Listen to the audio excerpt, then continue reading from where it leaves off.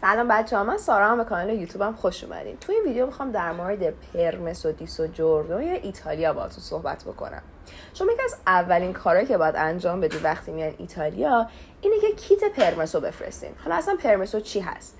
شما وقتی میاین خب اون ویزاتون یه تاریخی داره دیگه که اصولا 1 ساله و خب بعد 1 سال منطقی نیست که دوباره درخواست برای ویزا بکنید.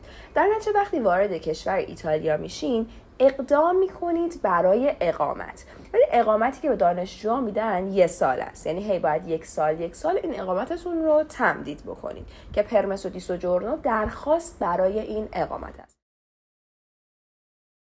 حالا پروسش چجوریه؟ اینجا اکثر کارهای اداری توسط پست انجام میشه که بهش میگن پست ایتالیانه، که بازم شعبه‌های خیلی زیادی تو روم داره، یعنی هر 10 دقیقه راه برید به یه دونه پست برمیخورید.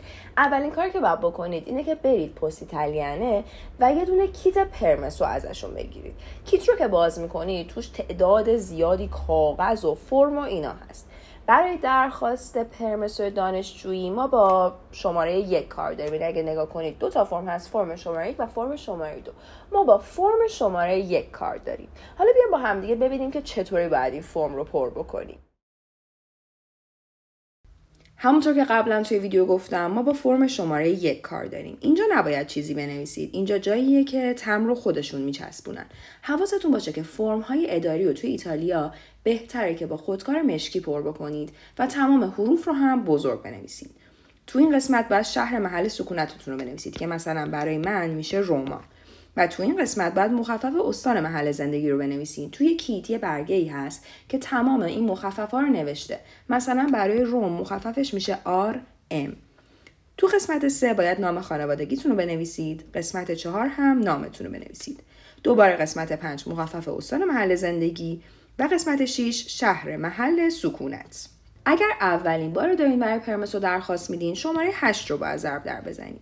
ولی اگر قبلا پرمسو داشتین و میخواین پرمسوتون رو تمدید بکنید شماره 9 رو ضرب در میزنید. شماره 14 رو هم باید ضرب در بزنید چون میگه که ما میخوایم پرمسو دی سوجورنو بگیریم.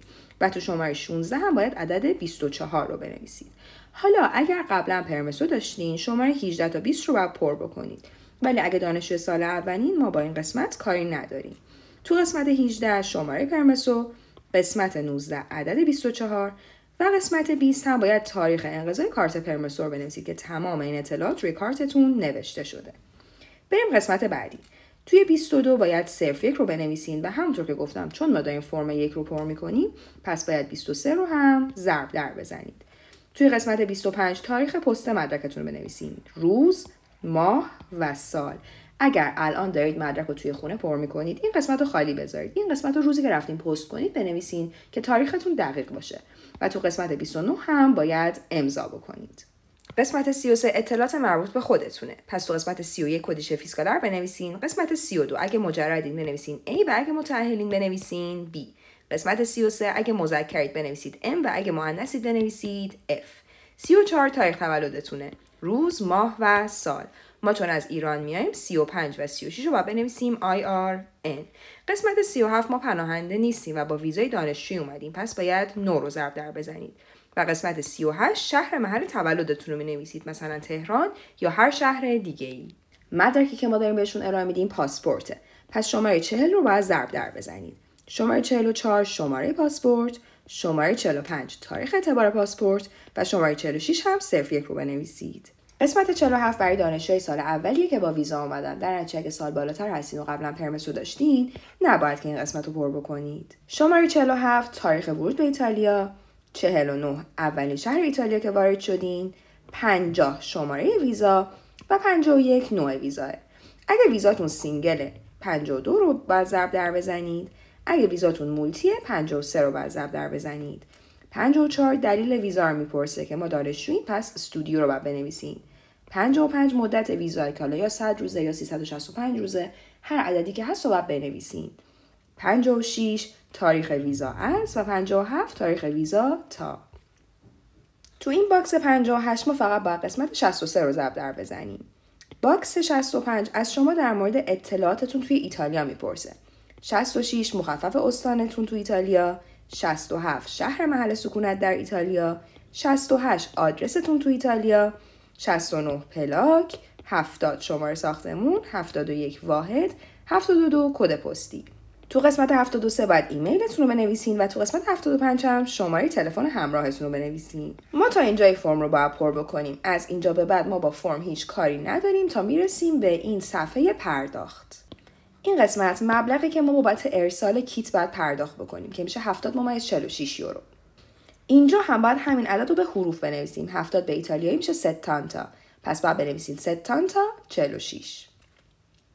اینجا نام و نام خانوادگی و اینجا هم آدرس رو می نویسین. صفحه بعدی هم به همین صورته. 70.46 ستانتا 46 نام و نام خانوادگی، آدرس، کد پستی و شهر محل سکونت در ایتالیا رو هم بنویسین. بعد از اینکه این فرم رو پر کردین نیازه که این فرم رو به همراه یه سری مدرک دیگه ببرید پست ایتالیانه. حالا این مدارک چی هن؟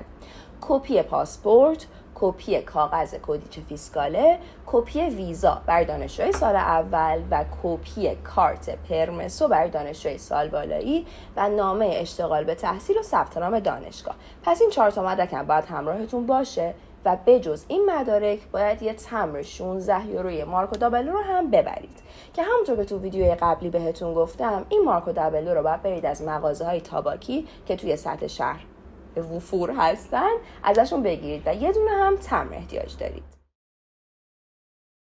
حالا این تمام این مدارک رو یعنی فرم و این 4 تا کپی و یه تمبر مارکو دابلو رو باید با خودتون ببرید به یکی از پست ایتالیانه ها.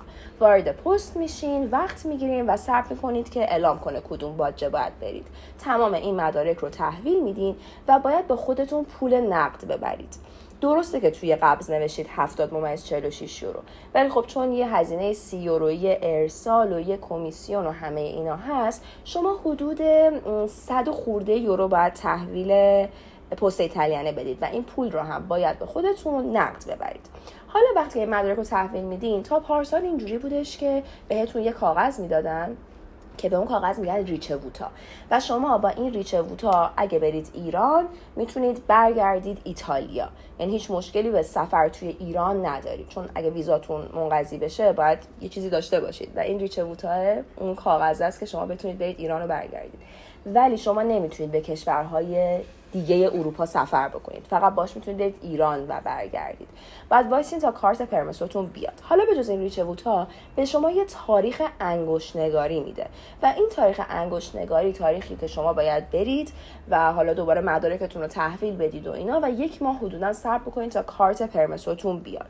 اتفاقی که امسال افتاده اینه که تاریخ انگشت نگاری به من ندادن، یعنی من وقتی که رفتم مدارکم رو ارسال کردم که حدود اواسط اکتبر بود به من تاریخ انگشت نگاری ندادن، چون گفتن که خیلی وقتا پره و بعداً برات ارسال میکنیم و الان وقتی که به من دادن برای انگشت نگاری این 27 جولایه. در نتیجه این کاری که از اولین کاری که باید انجام بدین، چون تا زمانی که کارت پرمسو نداشته باشین هیچ کاری نمیتونید بکنید. پس وقتی که اومدید حتما این کارو بذارید توی اولویت‌های اولتون. امیدوارم که این ویدیو به دردتون خورده باشه. اگه دوست داشتین برای بقیه هم بفرستین تا ازش استفاده بکنن و اینکه اگه سوالی هم داشتید حتما برام بنویسین.